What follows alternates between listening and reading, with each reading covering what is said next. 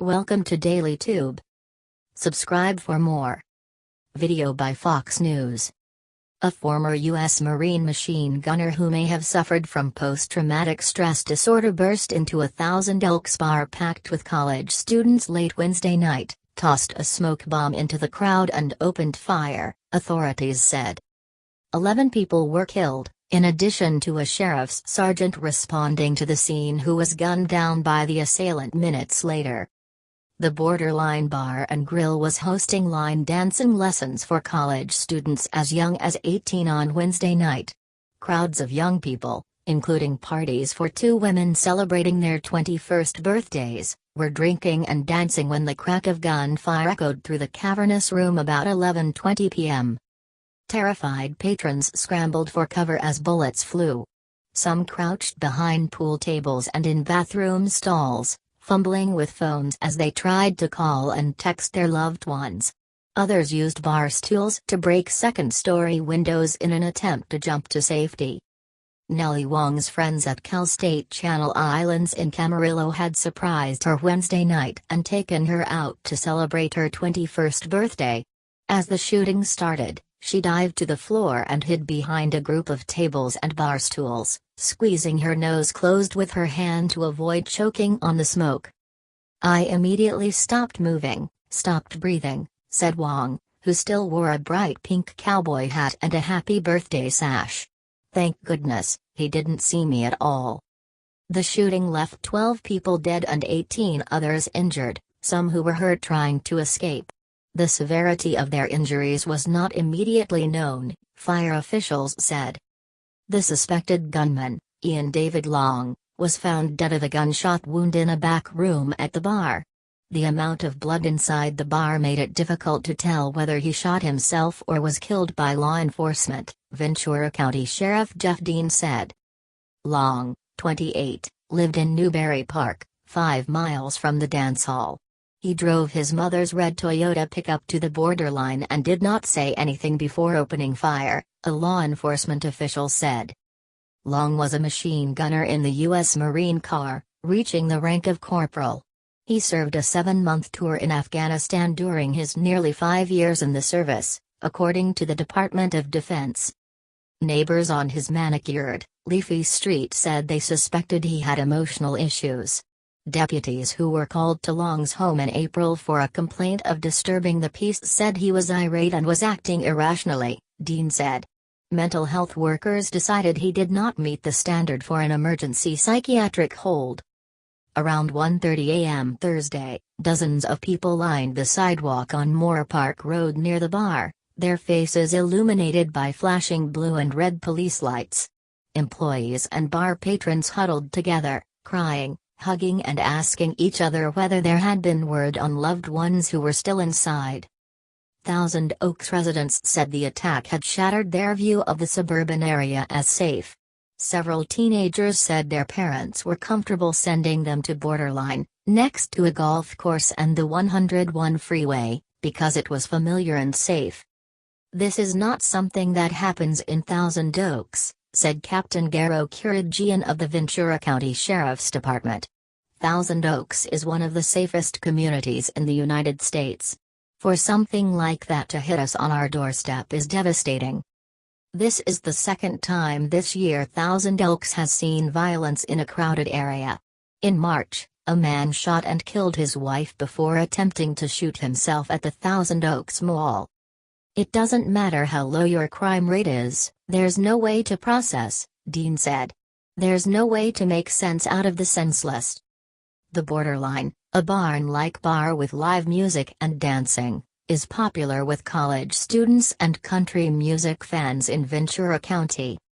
The bar's patrons also frequent the Stagecoach Country Music Festival in Indio, and some were also survivors of the mass shooting at the Route 91 Harvest Festival in Las Vegas that left 58 dead last year. Ventura Sheriff's Sergeant Ron Helis had been talking to his wife on the phone, as he often did during a shift, when he received a radio call about the shooting, Dean said.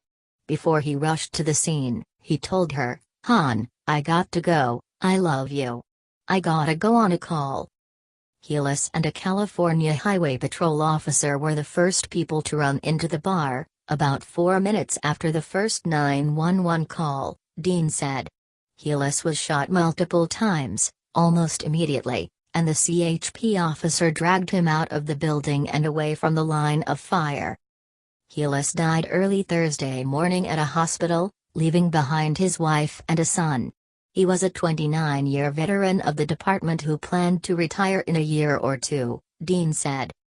About 15 to 20 minutes passed before a second group of officers burst into the bar and began firing. Long was found dead in a back room. The shooter was armed with a Glock 21.45 caliber handgun, Dean said. A source who was not authorized to speak publicly said Long legally purchased the weapon in Simi Valley. The gun is designed in California to hold 10 bullets, in addition to one in the chamber. The shooter's weapon had an extended magazine, Dean said. He added he did not know how many bullets were in the weapon or how many the magazine could actually hold. Evidence suggests Long worked alone and did not plan other attacks, said Paul Delacourt, the assistant director of the FBI's Los Angeles field office. Naming a motivation for the shooting would be premature, he said. I don't want to get out in front of what the evidence in the investigation will show, Delacourt said. In addition to examining evidence from the scene, the FBI will interview witnesses, examine Long's digital footprint and review video footage from inside the bar, he said. Matthew Winterstrom, a borderline regular, said he had been inside for an hour when he heard gunfire. He pulled as many people as he could to the floor and under a pool table, tried to quiet those around him and count the shots. When the gunman stopped shooting, possibly to reload, Winterstrom enlisted others to help smash some of the bar's windows with chairs, hoping to escape before the next volley of gunfire. All I could think about was how helpless I was, Winterstrom said. A video taken inside the borderline during the shooting and shared on Instagram showed red, purple and green spotlights flickering through the smoky air onto the empty dance floor as the sound of gunshots and screams rang out in the background. During a break in the gunfire, the man filming sprinted toward the exit, the video punctuated by his heavy breathing.